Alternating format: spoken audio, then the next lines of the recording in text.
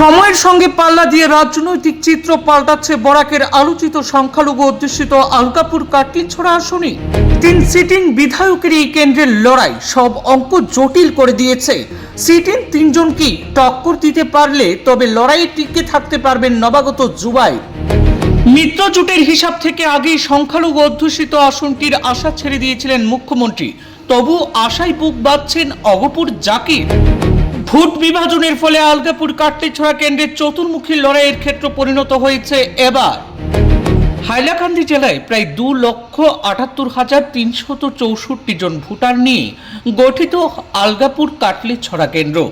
নির্বাচনী সমীকরণ বেশ জটিল আকার ধারণ করেছে বর্তমানে এই কেন্দ্রে।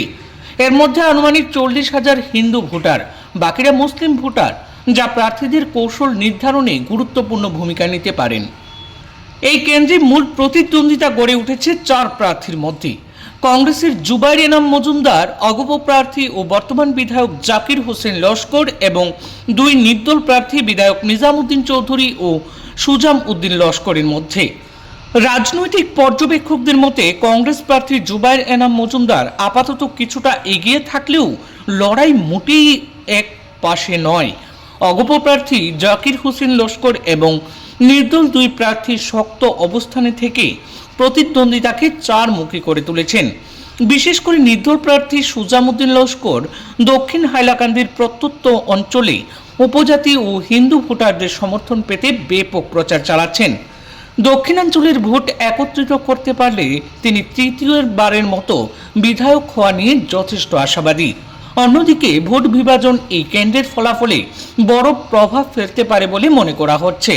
আলগাপুর ও হাইলাকান্দি অঞ্চলে ভোট ভাগ হলে কংগ্রেস প্রার্থীর জন্য পরিস্থিতি জটিল হয়ে উঠতে পারে বলে ধারণা রাজনৈতিক মহলে। এদিকে সুজাম উদ্দিন লস্কর দাবি করেছেন তার প্রধান লড়াই নির্দল প্রার্থী নিজাম উদ্দিন চৌধুরীর সঙ্গে। পাশাপাশি তিনি অগপ প্রার্থীকে কটাক্ষ করে বলেন, অগপ এখন পাগলা হাতির মতো আচরণ করছে, মানুষের ঘর দরজা ভাঙছে। সব মিলিয়ে আলগাপুর কাটলিছড়া কেন্দ্রে এবারের নির্বাচন হতে চলছে অত্যন্ত প্রতিদ্বন্দ্বিতাপূর্ণ। চতুর্মুখী লড়াই ও ভোটের শীঘ্র সমীকরণের কারণেই শেষ পর্যন্ত কে বিজয়ী হবেন তা নিয়ে ভোটারদের মধ্যে তুমুল চর্চা চলছে। যে ইমান মরম পাইছো, আমি নিজে ইমান আনন্দিত যে 10 বছর যেটু আমি রাইজৰ সেৱাত নিয়োজিত আছিলো, রাইজ এতিয়া আমাক বিপুল সমৰ্থন দি আছে। আমাৰ ইয়াত আলগাপুৰ কাটলিছড়াত আমাৰ বিপুল ভোটে জয়। যেহেতু দেখা গৈছে যে কংগ্ৰেছৰ জুবাইৰ নাম ইতিমধ্যে বহু ঠাইত তেওঁৰ চৰ্চা চলিছে, যেহেতু তেওঁ গুৱাহাটীত থাকে আৰু ইতিমধ্যে এখন টেটু বিতৰ্ক চলি আছে আৰু ৰাইজে কৈ আছে যে গুৱাহাটীৰ পৰা আমদানি কৰি যুৱক আনি ইয়াতে নিৰ্বাচন প্ৰচাৰ চলাই আছে, কি ক'ব? চাওক, ইয়াত জুবাইৰ নাম কোনো ফেক্টৰ নহয়।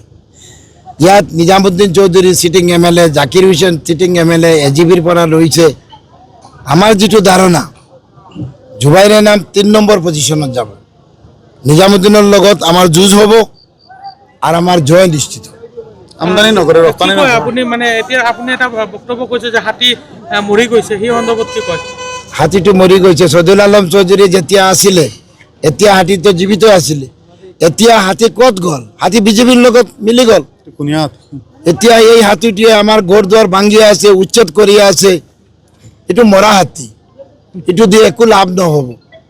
আর যিজন প্ৰাৰ্থীয়ে এইটো লৈছে ৰাজ্যসভাত বিজেপিক ভোটটো দি AGBৰ হাতী লৈ ঘূৰি আছে, ৰাইজে তাক একো সমৰ্থন দিয়া নাই, নিদিয়ে।